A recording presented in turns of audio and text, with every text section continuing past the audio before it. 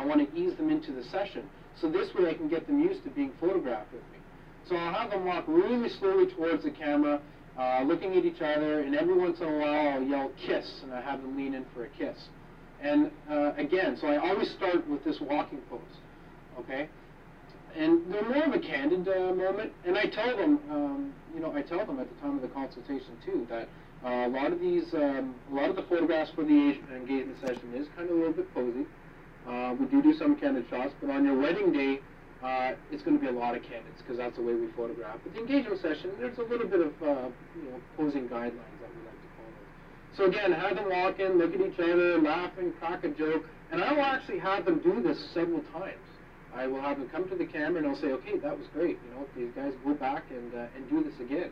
Or if they lean in for a kiss and they do it wrong, I'll make a comment like, oh, that was awful, guys. That was horrendous. I mean, if my wife was here, I'd show you how to do it even better. Let's go back and try that again. And I try to get a response out of them and make them laugh and stuff like that. And when I have them lean in for the kiss, I tell them that when you're walking, don't stop, turn and look at each other and lean in for a kiss. Just keep it all in stride. So just like that, lean in for a kiss. I try to off-center them a bit.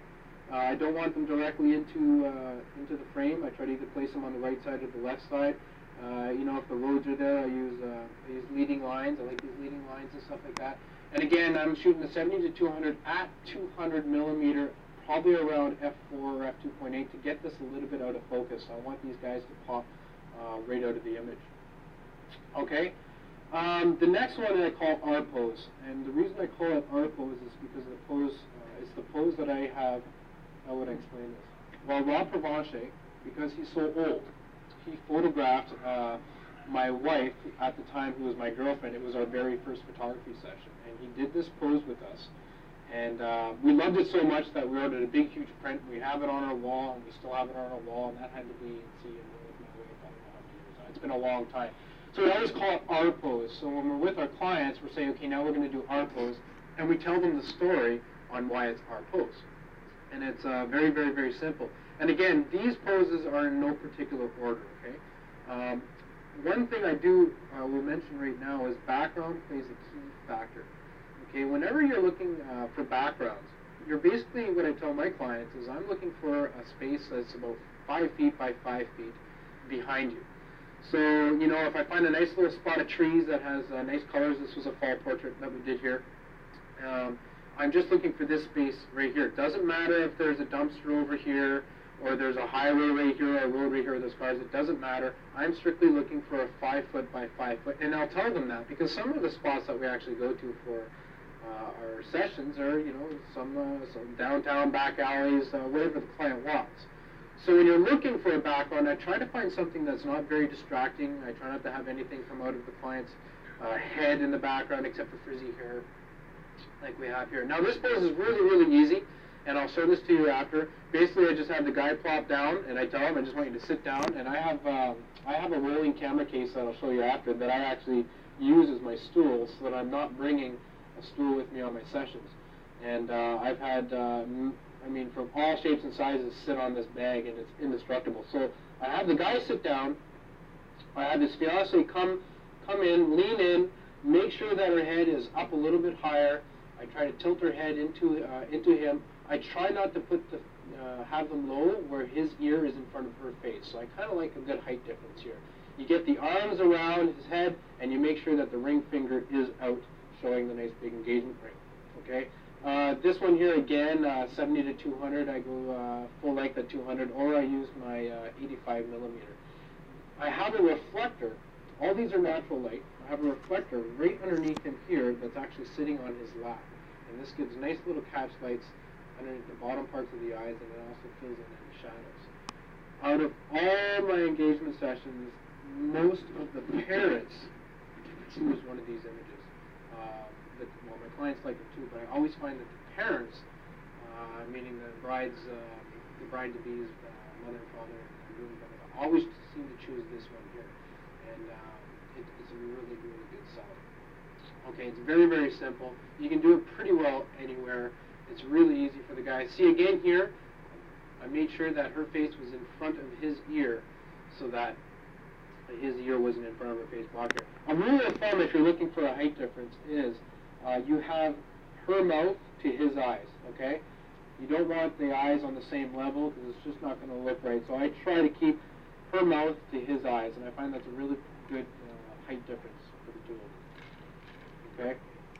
So again, very, very, and it works for everybody. I've had a couple last year. They were in their 80s. Worked really, really well. And I'll tell you one story about this pose too. I shot a wedding where the grandfather was in a wheelchair, and the bride really wanted to do an ace portrait of her and her grandfather. I said, "Oh yeah, no worries, don't worry. I've already got it. It's all good. He's already sitting, so we've already got that settled."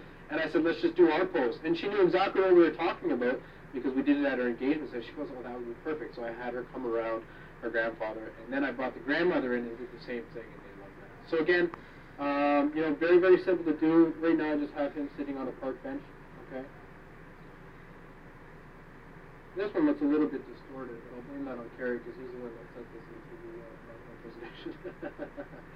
Now, see, if I would have had to do this a little bit differently, I would have brought her up a little bit more, and I would have tilted her head into him a little bit more, and I probably would have cropped it a little bit more. But this is from a few years ago. So, you know what?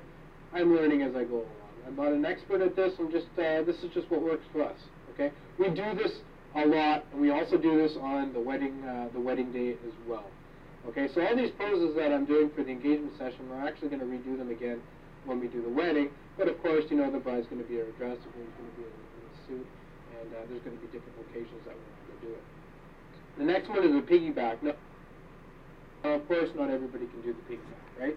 But I usually try to get it so that she's on his back instead of the other way around, but I have done it where the guy has jumped on top of the girl and we kind of piggyback in that way. This one I like doing just because it always gets an emotion out of both of them. And as soon as I have her jump up, as soon as I go 3, 2, 1, jump up, I will just hold the shutter button down and I'll just rip off frame after frame after frame as she's jumping up, because that first initial jump, sometimes you yield the best smiles and facial expressions. We're usually laughing and stuff like that. And I'll shoot it close crop like this, and I'll bring a reflector in just underneath, or I'll have my assistant or my wife at the time bring in a reflector. And every once in a while, you know, I'll have him dip down, and usually when he dips down, she'll, you know, have some sort of response, or, you know, a shout or something, or giggle or laugh, and you can actually have her nibble on his ear and stuff like that. And it works really well if you're going to do a series of images on a wall panel.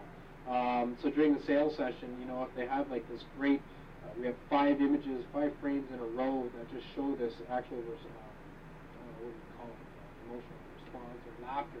And we'll make it into a 5-image panoramic wall panel, you know, and charge like, you know, $800,000 for it. But it works really well. So there we go. Nibbling of the ear, yes.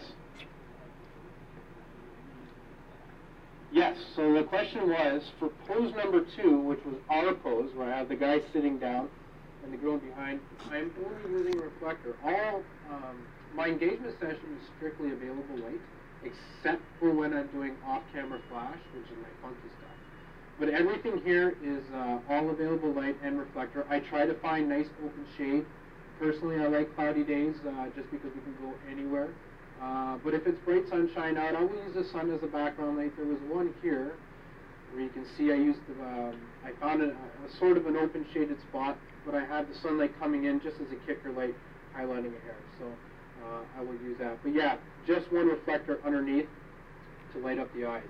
And I tell the guy, you can see it right there on Aaron here. He's got the reflector. I tell him, I was like, hey, I'm going to place this right on your lap. Can you hold this for me? Yeah, sure. Makes him feel like you're doing something. Again, sun coming in, using it as a kicker. Yes?